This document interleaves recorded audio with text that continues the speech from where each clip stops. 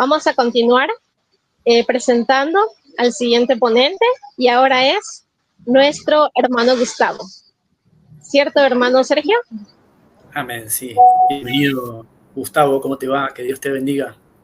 Buenas noches, Sergio, Noreli. Un gusto estar con ustedes y el honor de poder participar con algún tema en esta hermosa reunión que tenemos. Amén. Bienvenidos a todos los participantes de YouTube. Les mandamos un abrazo cálido.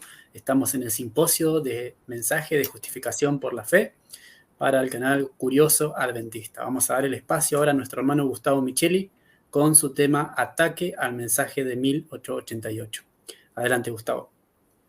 Gracias, Sergio. Voy a pedir, por favor, a que si nos pueden poner la primera diapositiva. En realidad, la segunda sería. Gracias. Tenía puesto algún tipo de información, pero de movimiento en la pantalla para ir generando algún tipo de expectativa. La anterior, por favor. ¿Sí? La anterior. Sabemos que el enemigo a través de la historia ha estado constantemente atacando, una palabra que vamos a repetir a lo largo de esta pequeña presentación, todo lo que tiene que ver con Dios, ¿no? Sabemos que todo ha sucedido de esta parte, ¿no? Y sabemos que también en la táctica de guerra, ¿sí? La mejor defensa, ¿sí? de las ideas o de lo que uno puede llegar a contemplar como correcto, ¿sí? Es un ataque. ¿Sí? Constantemente ha estado el enemigo tratando de socavar todo lo que Dios ha hecho, ¿sí?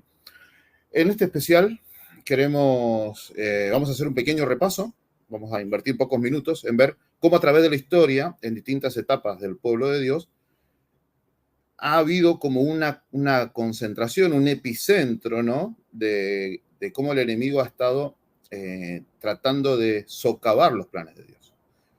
La siguiente diapositiva, por favor.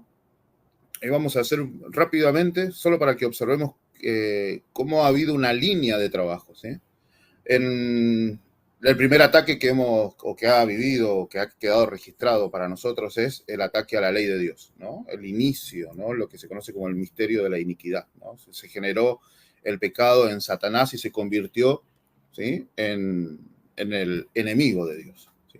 Después ustedes pueden ir observando cómo después a medida que el Señor iba revelando los planes para devolver al hombre a su estado inicial de armonía con el cielo, ¿sí? Satanás ha ido generando siempre un foco donde minar la obra de Dios, ¿sí? Después se atacó a la simiente, recordemos que se incitó a Caín para destruir a Abel, ¿sí? Que Abel era la promesa. Recuerden que la primera profecía de tiempo implica que la simiente de la mujer era la que iba a destruir el pecado y al origen del pecado. Después se atacó a la promesa. Esto no refiere a términos y momentos específicos, simplemente es un bosquejo para que nosotros veamos cuál ha sido el accionar con respecto a esto. Ahora, el mensaje de 1888, como vamos a ver al fin, a medida que avancemos, no ha sido exento de esta situación, ¿sí? Después se atacó a la promesa, ¿sí? Recordemos que incluso el hombre ha querido ayudar a Dios y tenemos la historia de Abraham queriendo o intuyendo que a través de la sierva, ¿sí? de Agar iba a cumplirse la promesa de un hijo. Luego a la descendencia, cuando sobre Jacob o sus hijos hubo también distintos intentos de destruir, tanto de forma interna, o sea, por propia decisión de los hombres, como de forma externa, de que el pueblo de Dios no llegara a conformarse en esa promesa que se dio también a Abraham, ¿no? De que iba a tener una descendencia conforme a las multitudes. Avanzamos, por favor. ¿Sí? Más adelante tenemos otro juego de ataques, ¿no? Habíamos mencionado al pueblo de Dios puntualmente. En este caso, habíamos dicho la descendencia y habíamos mencionado, como aparece en la Biblia, al Dios de Abraham, de Isaac y de Jacob. Pero ahora cuando se ataca al pueblo, recordemos, podemos señalar la historia de Balaam, cuando da consejo a Balac de invitar al pueblo para que por las propias acciones del pueblo, ¿sí? se pudieran ser destruidos, mediante que por otro motivo no podía ser destruido de parte de Dios, pero si el pueblo pecaba, daban la oportunidad para que Dios ejecutara lo que decía la ley. La paga del pecado es muerte. Después tenemos el sacerdocio, cuando por intermedio de los hijos de Elí, o un poco tiempo antes, mediante los hijos de Aarón, también empezó a desvirtuarse todo aquello santo que el Señor había dado, ¿sí? También tenemos otro ataque, por ejemplo, sobre la realeza. Recordemos que se le había prometido a David también que de su simiente iba a surgir alguien que iba a gobernar las naciones por la eternidad. Y ahí tenemos, de la simiente de David, tenemos aquel problema entre Acab, ¿sí?, y su esposa idólatra, ¿sí?, lo cual vino y conforme al pecado de los hombres, Babilonia terminó destruyendo y ahí quedó caduca lo que era el sistema monárquico que el Señor había permitido que el pueblo de Israel tuviera, ¿sí? Después tenemos un ataque al templo, y es interesante este ataque al templo porque si bien Dios utilizó a Babilonia, o permitió que Babilonia fuera quien corrigiera a Israel de todo su mal camino, o sea, como parte del castigo de Dios, pero Babilonia, vemos en el relato bíblico que tomó todas las riquezas, todo lo que tenía el templo, todo lo que pertenecía al culto de Dios, ¿sí?, con excepción del arca, con excepción de la ley de Dios, y llevó todo a Babilonia para que fuera parte de la confusión, ¿sí? Siguiente, por favor. Después tenemos un ataque a la palabra, ¿sí?, puntualmente cuando la historia de la dinastía de los griegos, sobre todo la parte tolemaica, que hizo su epicentro en Alejandría, trabajó para lo que para nosotros llegó como la traducción de la Septuaginta, y si bien parecía un logro del hombre de poder llevar la palabra de Dios, lo que se conoce como el Antiguo Testamento, y llevarlo al idioma griego para que pudiera llegar a algunas otras mentes, pero no estaba exento de un trabajo, solapado, ¿no? Aquellos jóvenes del pueblo de Israel que participaron y empezaron a tener intercambios con la cultura griega a través de la Biblioteca de Alejandría y toda aquella benevolencia de parte de los griegos, sobre todo sobre la dinastía de los Ptolomeos, fue una forma de entrar al sistema del pueblo de Israel, que había aprendido en principio el problema de sus errores por apartarse de la palabra de Dios, pero ahora estaba enviando a sus mejores jóvenes, los eruditos, los que tenían mayor capacidad de aprender y después de ser líderes, los estaban instruyendo, ¿sí?, fuera de Jerusalén y bajo unas normas extrañas, ¿sí? Y ese trabajo fino que hizo el enemigo también atacó la esperanza, de tal modo que cuando llega el momento de anunciar el nacimiento del Salvador, ¿sí?, en Jerusalén había muy poca gente que estaba esperando o que tenía fresca esa esperanza de que se estaba cumpliendo el tiempo marcado, ¿sí? Por eso la Biblia nos señala que algunos grupos de personas solo participaron del nacimiento del Salvador. Evidentemente José y María, por ser los más directos, un representante de la realeza, tenemos a los que fueron los padres de Juan el Bautista, ¿sí?, Zacarías y recuerdo ahora el nombre de la madre, Elizabeth, ¿sí?, también fueron instruidos al nacimiento de Salvador.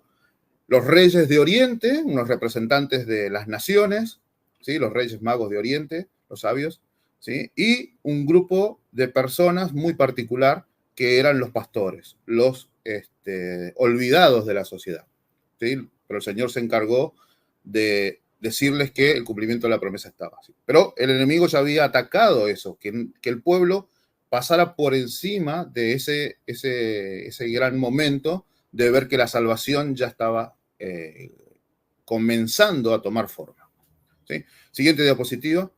Entonces, perdón, volvamos, ¿no?, que me quedaba una, el ungido. Después tenemos en la diapositiva anterior el último elemento, ¿sí?, el tercero, perdón, el ataque al ungido, que es precisamente cuando Satanás, ya comenzando con el ministerio en el desierto, trató de sumar a Cristo en la idolatría y la apostasía, y luego cuando intentó matar literalmente a Cristo, ¿no?, o sea, de tratar de que, o intentar que por medio de la muerte el plan fracasara, ¿sí?, también se convirtió en un ataque directo a la obra de Dios. Después tenemos el ataque o la persecución a los a los discípulos, ¿sí? Recuerden que los discípulos cuando comienzan a apresarlos y con la muerte de los primeros discípulos, entonces entendieron y tuvieron que vivir perseguidos y constantemente escondiéndose y cuidados por el Dios, pero trabajando bajo presión en todo el mundo. Pero la idea era, ¿sí? Como conocemos la historia de Juan, de que el Imperio Romano en la primera etapa quería deshacer de la historia o raer de la historia todo lo que tenía que ver con el cristianismo. Ahora sí, por favor, avanzamos a la siguiente. Después, no pudiendo destruir a los mensajeros, pero sí continuó con el mensaje, ¿no? Recuerden que entre la muerte de Cristo y la aparición de Constantino se conocen como las 10 grandes persecuciones que sufrió la iglesia, porque recuerden que esos 300 años y la promesa que el Señor le da a Apocalipsis a la iglesia de Esmirna era de que tenían que ser fieles hasta la muerte. ¿Por qué? Porque el enemigo iba a tratar de sacar de la historia, ¿no? Él siempre ha sido el método, o por lo menos lo que lo ha intentado.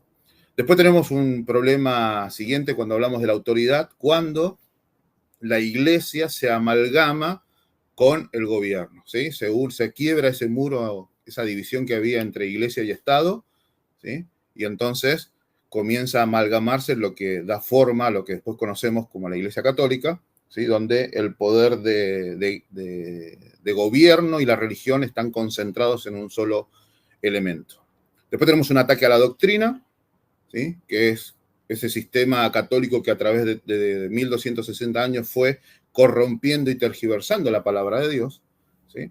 Después tenemos un ataque a la restauración o a la reforma, podríamos llegar a decir, cuando el Señor otra vez vuelve a mostrarnos que había un horizonte nuevo, había luz al final de la noche. También surgió con la Inquisición, siempre constantemente tratando de que la muerte sea el elemento que iba a ser predominante para poder raer el mensaje de la historia, ¿sí? Siguiente diapositiva, por favor. Muy bien. Después vemos el ataque al Consolador, ¿sí? Que ya estamos acercándonos a nuestra historia, ¿no? El ataque al Consolador cuando un trabajo que había sido parte de la Iglesia Católica, porque recordemos que el Consolador, cuando leemos los textos del Nuevo Testamento, dice que es el representante de Cristo en la tierra. Va a enviar otro que iba a continuar la tarea que el mismo Cristo no iba a poder continuar porque tenía que iniciar el trabajo como sacerdote y eventualmente al cumplimiento del tiempo como sumo sacerdote. Entonces deja, ¿sí? un halos de la misma, ¿cómo podríamos decir? Igual que él, recordemos que es Dios, el Espíritu Santo, ¿sí? Y ser individual, y que iba a tener el trabajo de mantenernos en contacto con el Señor hasta que Él regrese. Pero eso había minado porque la Iglesia Católica se había adueñado de un título de ser el representante de Dios en la tierra. Entonces ha habido un ataque directo hacia el Consolador, hacia la tercera persona de la deidad. Cuando un hombre o un sistema, ¿sí? Cuyo líder temporal, ¿sí? Ha usurpado ser el representante de Dios en la tierra. Bien. Pero hasta allí, y ya en los albores o el inicio del tiempo del fin, ¿sí? 1798, ¿sí? El Señor comienza a trabajar con una iglesia, comienza a trabajar con seres humanos, se revela más claramente sus propósitos. Tenemos el cumplimiento de las 2300 tardes y mañanas, un pueblo que con una sinceridad está dispuesto a descubrir lo que el Señor ha dejado encerrado en la palabra de Dios con la asistencia del Espíritu Santo, y mediante ayuno, oración y estudio, el Señor le fue permitiendo avanzar y restaurar las verdades, ¿sí? Traer de vuelta lo que nos identifica o nos distingue de otras denominaciones, como el santuario, la purificación, la vigencia de los mandamientos, ¿sí? La cena del Señor, el bautismo de adultos, ¿sí? La no inmortalidad del alma, ¿sí? Entonces, cuando comienza eso a formarse, después viene lo que en algunos textos conocemos o podemos descubrir como se conocen los tiempos de refrigerio, ¿sí? Y el pueblo de Dios comienza a prepararse, ¿sí? saliendo del desierto como lo hizo o haciendo un reflejo de lo que fue el pueblo de Dios mediante todas las reformas que el Señor estableció o fue llevando al pueblo cuando de Egipto tenía que llegar a Canaán, ¿sí? El pueblo de Dios comienza a trazar en su tiempo una reforma análoga a aquella etapa, ¿sí? Y entonces cuando el pueblo trae la mayoría de los temas que hemos estudiado hasta ahora en las anteriores presentaciones, ¿sí? Comprensión del amor, de la reforma pro salud, ¿sí? Y otros temas que han sido tan vitales, el Señor dice, bueno, ahora necesitamos revelar, ¿sí?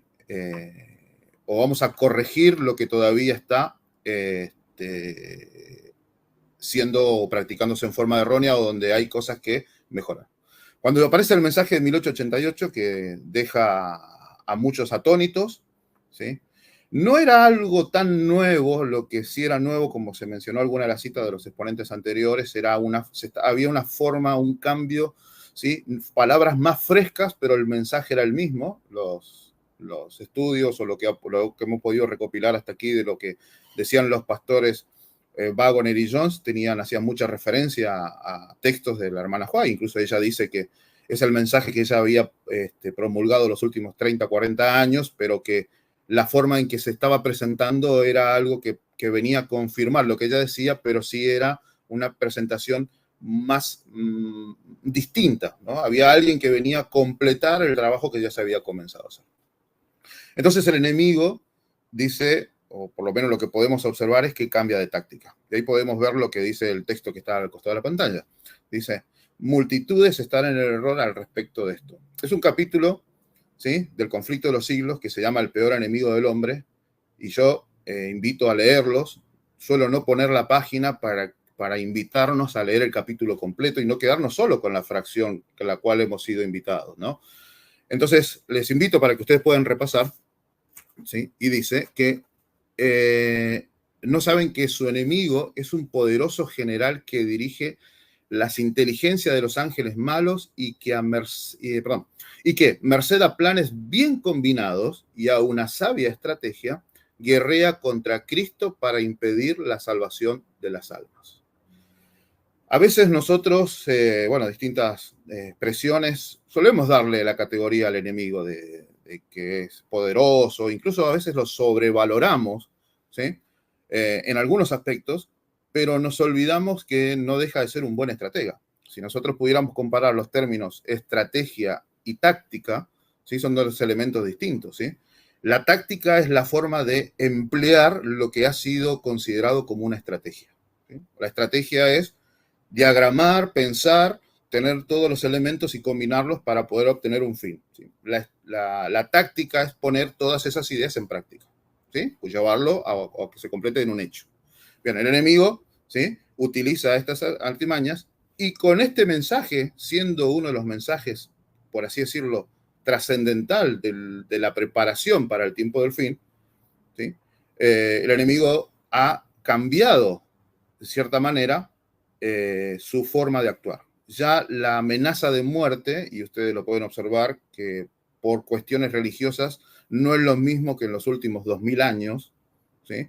Si bien existen algunos lugares de nuestro mundo donde la tolerancia entre religiones es muy escasa, pero la realidad que con respecto al movimiento cristiano dentro de los lugares donde se puede elegir o practicar la libertad religiosa, no hay persecución. Entonces, la muerte o la amenaza de muerte es algo que incluso a nosotros hoy casi nos tendría sin cuidado todavía. Sabemos que en el futuro va a intensificarse, ¿no? Entonces, el enemigo dijo, o podríamos llegar a decir que dijo, si no puede contra ellos, el dicho popular dice, úneteles. Y también hay otro dicho popular que también se practica mucho, que es, divide y vencerás. Entonces, si podemos avanzar a nuestra siguiente diapositiva, ¿sí? Yo estoy teniendo aquí la siguiente, por favor, ¿sí? Ahí observamos algo muy interesante, ¿sí? Ya no solo era contaminación, deformación de las doctrinas, sino que la siguiente etapa en este ataque al mensaje, puntualmente en 1888, y evidentemente, como hemos escuchado, la preparación para el tiempo del fin, donde el pueblo de Dios va a pulir su carácter, ¿sí?, todo lo que tiene que ver con la inminencia de la segunda venida de Dios, lo que ha hecho es contaminarlo. Lo que debiera ser agua fresca, lo que debiera ser un refrigerio, ¿sí? Ha venido a ser inconsumible bajo ningún aspecto, o tratar de que no esté exento de errores. Por eso la estrategia nueva es publicidad y contaminación. ¿Sí? Cuando uno lee los materiales de 1888 y investigaciones que han hecho algunas personas que nos han precedido en años, dice que uno de los elementos esenciales que utilizó el enemigo Satanás fue el desgaste, o lo que se conoce como guerra de guerrillas. Aquí, allí, aquí, allí, aquí. Y dice que, viendo que el mensaje tenía tal poder, y que no se podía combatir, decía así, lo que hizo fue publicitarlo. ¿Sí? Publicitarlo y hacer que aquellos que tenían el mensaje puntual y que podían explicarlo de una nueva manera, fueran desgastados, agotados por la multiplicidad de lugares a los cuales eran invitados. ¿Sí? Esa fue una de las partes. Y lo otro, lo que vamos a ver a continuación. Ahora, cuando el enemigo publicita algo de Dios, todos sabemos que no es para darle la gloria a Dios, sino es para obtener algún beneficio. Y aunque se sabe que ha perdido la guerra, ¿sí? Porque la palabra dice así, que ha perdido la guerra, pero lo que todavía hay muchas oportunidades de hacer daño puntualmente. Entonces, divide y vencerás, y si no puedes contra ellos, únete y destrúyelo desde adentro, podríamos agregar. ¿Sí? Siguiente diapositiva, por favor. ¿Sí?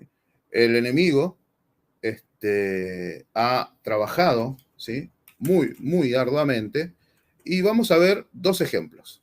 ¿Sí? Tenemos ahí, y vamos a ver cómo reaccionaron, o cómo reaccionó, cómo la Biblia nos dice que se reacciona. Un ejemplo tenemos en Marcos 3, 10 al 12, y observemos, ¿sí? que habían sanado muchos, el Señor venía haciendo milagros, pero observe el versículo 11, y los espíritus inmundos al verle se postraban delante de él y daban voces diciendo, tú eres el Hijo de Dios. Observe que lo que para nosotros pudiera ser algo que podría fomentar que sucediera o alegrarnos, ¿no? de que los espíritus inmundos reconocieran al Hijo de Dios, cosa que a veces incluso los hombres también nos cuesta hacerlo, ¿sí? Sin embargo, Jesús reñía mucho para que no lo hicieran.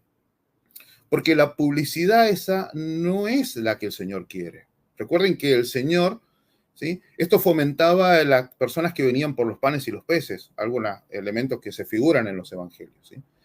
El Señor, recuerdan también cuando a muchos les dijo que no tenía que decir lo que había sucedido, después le fue imposible entrar en algunas ciudades porque la gente venía en demasiada y eso imposibilitaba el trabajo al cual lo que tenía que hacer Jesús. ¿Sí? Entonces, la publicidad de parte del enemigo no es buena. Tenemos un segundo testigo, ¿sí? Tenemos otro texto que prueba lo que les estoy manifestando, ¿no? que lo encontramos en la palabra de Dios y está registrado en la siguiente diapositiva, ¿sí? que dice que aparece en el libro de Hechos, sobre todo cuando el apóstol Pablo, ¿sí? Se encuentra con la mujer que tenía espíritu pitónico, ¿sí? E incluso el versículo 18 dice, y esto hacía por muchos días, más desagradando, gracias. Por muchos días, desagradando esto a Pablo, se volvió y dio al Espíritu y lo mandó en el nombre de Jesús, el Cristo, que salga de ella, y salió en la misma hora. Recordemos que el Señor no trabaja, o podemos observar, no necesita la publicidad de los hombres, porque tanto el Señor como los discípulos iban directamente y hacían un trabajo personal. ¿Sí? A veces nosotros pensamos que cuanto mayor publicidad, mejor opciones tenemos. Pero la realidad es que cuando no estamos preparados, la ingeniería o los métodos o la herramienta que tenemos, no estamos preparados para recibir gran cantidad de personas o de preguntas o respuestas o aquellos que estemos solicitando, lejos de ser algo beneficioso, lo que muestra son nuestras falencias. ¿Sí? No somos capaces de resolver todo lo que hemos absorbido. ¿Sí? Entonces, la publicidad, al darle publicidad a este mensaje, lejos de potenciarlo, lo que hizo fue poner palos en la rueda. Bueno, aquí tenemos parte del trabajo que se hizo, porque este mensaje, ¿sí? no está exento de contaminaciones, no está exento de contaminaciones. El mensaje es puro, es la verdad, es el mensaje del tercer ángel, inspirado divinamente, es parte de la sucesión de hechos que nos enseñan que Jesús está por venir, pero es utilizado por o asociado a doctrinas que precisamente el mismo mensaje de 1888 deja de lado. ¿Sí? Y lo que ustedes pueden ver en pantalla es lo que genera, o mejor dicho, las doctrinas que se asocian a este mensaje. ¿Por qué?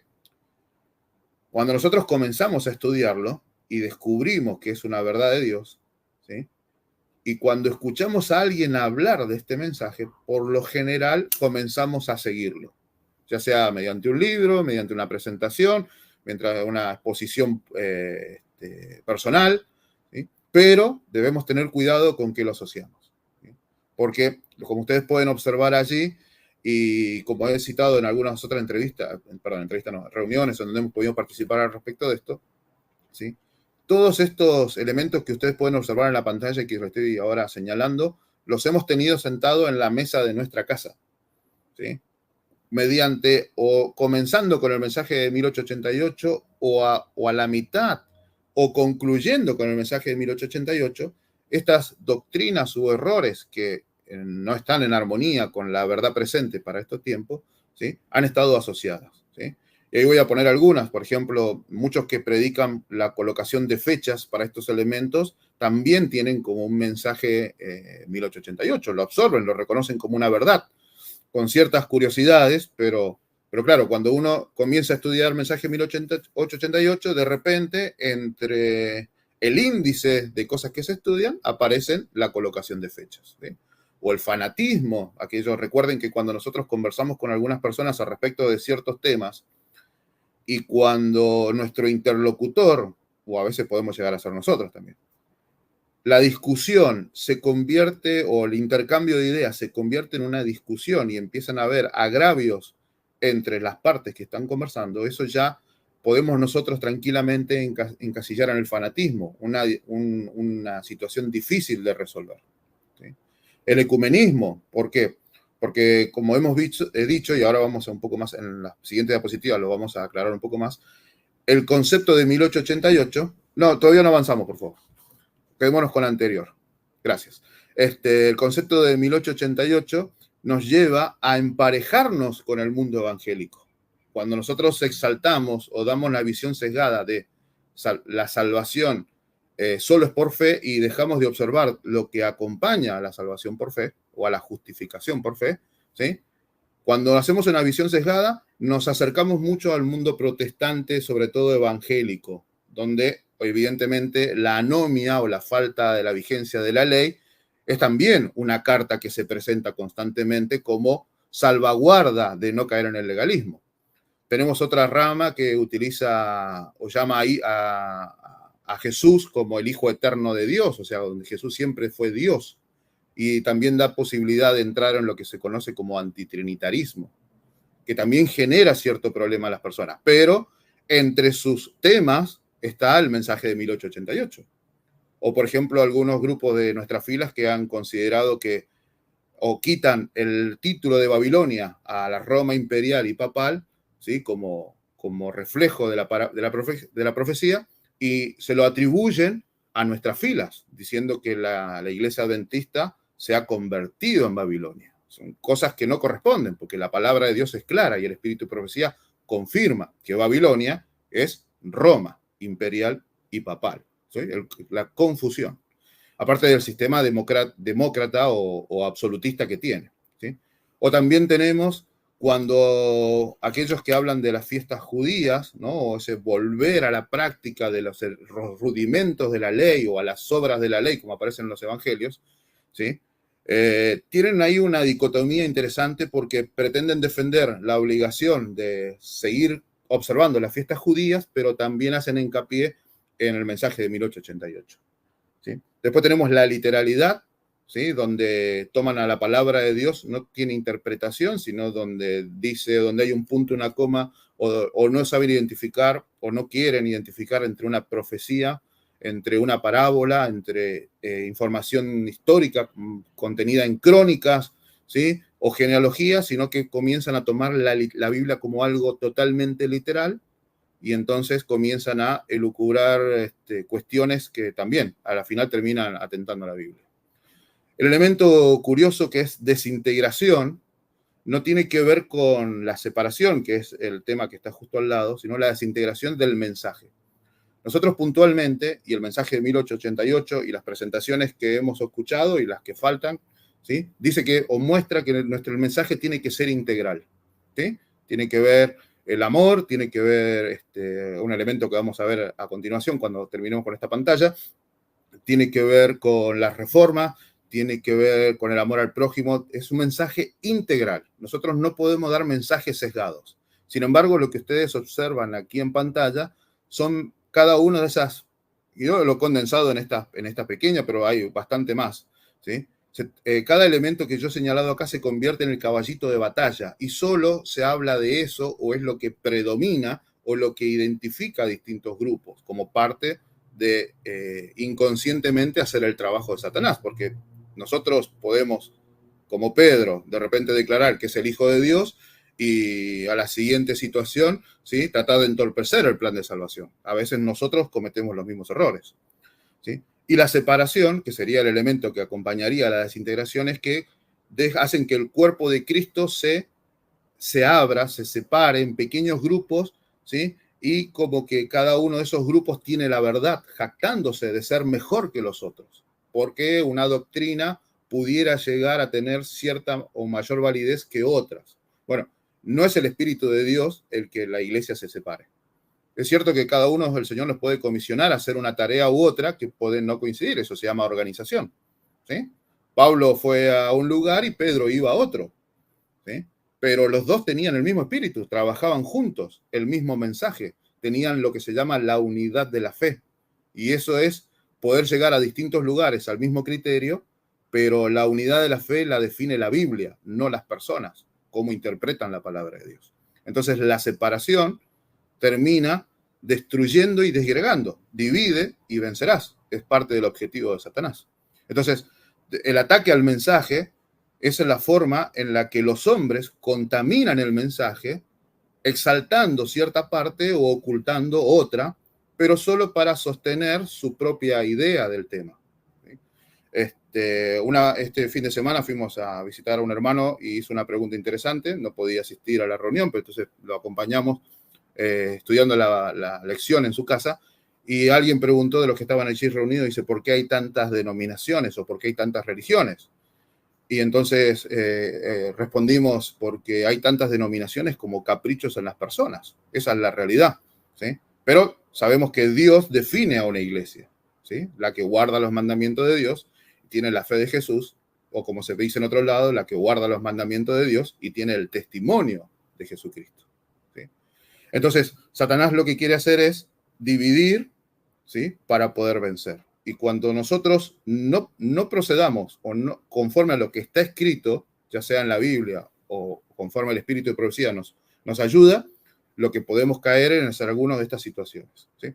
Y ahora, por favor, a la siguiente pantalla, ¿sí? Hemos hecho bastante hincapié en la justificación por la fe y el elemento de la fe, pero también tenemos que saber que Santiago es el de los pocos que señala explícitamente el factor de las obras como un elemento esencial. Recordemos que Martín Lutero no le gustaba el libro de Santiago y desafió a sus alumnos de aquel que pudiera unir, ¿sí?, Román, creo que era, o Gálatas con Santiago, ¿sí?, iba a tener ese gorro insignia o ese sombrero insignia que utilizaban los doctores en aquella época de Martín Lutero. Y dice que después de un tiempo de estudio fue el mismo Lutero el que vino y se volvió a colocar su gorro porque había podido conciliar la fe y las obras, ¿sí? Entonces el trabajo de atacar 1888 es hacer un excesivo énfasis en la fe, ¿sí?, pero olvidándonos de que es también lo que dice el mensaje de 1888, ¿sí?, o qué es lo que dice el espíritu de profecía conforme a ese mensaje integral que le señalabas en la diapositiva anterior.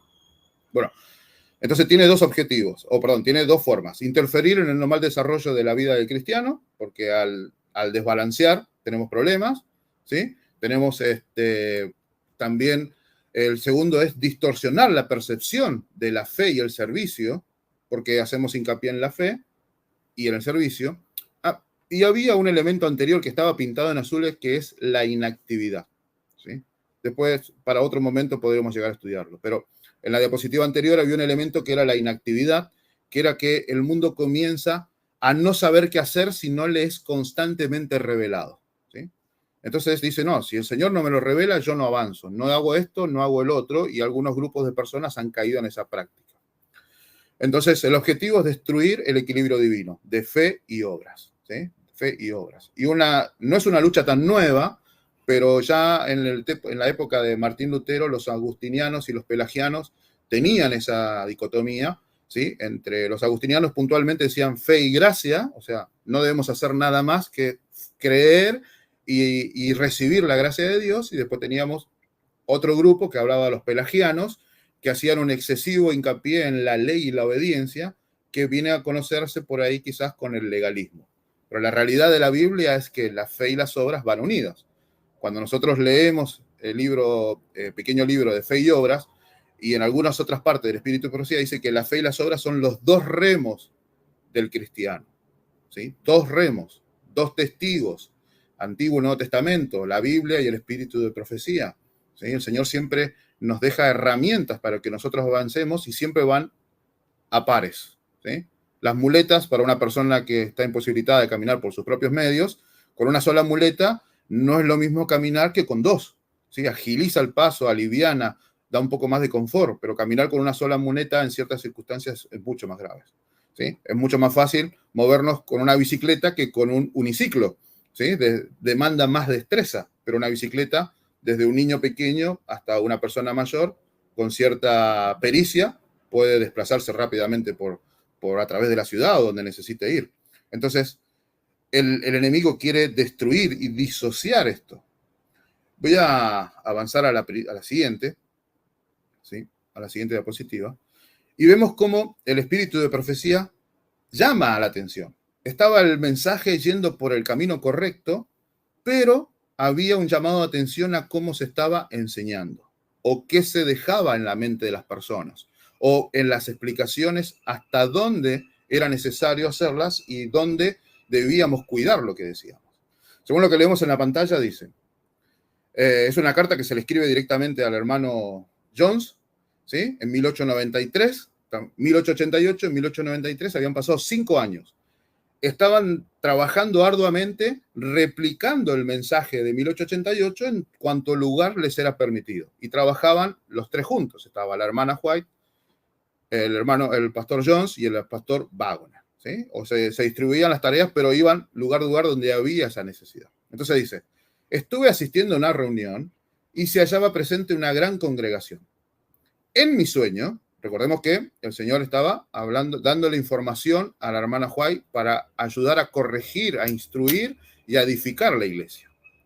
Dice, en mi sueño, usted disertaba sobre el tema de la fe y la justicia imputada de Cristo por la fe. Usted repitió varias veces que las obras no significan nada, que no hay condiciones. El asunto fue presentado de tal forma que me di cuenta que las mentes serían confundidas y no recibirían la impresión correcta en cuanto a la fe y las obras. Y decidí escribirle. Usted presentó este asunto demasiado fuertemente. Nosotros debemos tomar tiempo. O sea, debemos aceptar cuando el Señor nos da una tarea, ¿sí? Y estamos trabajando y nos dice, corrige, mejora, pule, desecha esto que no ayuda a lo que nosotros queremos. Siguiente diapositiva, por favor. Continúo leyendo, dice. Hay condiciones para que recibamos la justificación, la santificación y la justicia de Cristo. Sé lo que usted quiere decir. Hago una pausa. El concepto estaba claro. Había dentro de nuestra mente infinita, habían comprendido cuál era la esencia del mensaje. Continúo leyendo. Pero usted deja una impresión equivocada en muchas mentes. Si bien es cierto que las buenas obras no salvarán ni una sola alma, sin embargo, es imposible que una sola alma sea salvada sin buenas obras. Dios nos salva bajo la condición de que pidamos si queremos recibir. busquemos si queremos encontrar y llamemos si queremos que nos abra la puerta. ¿Sí?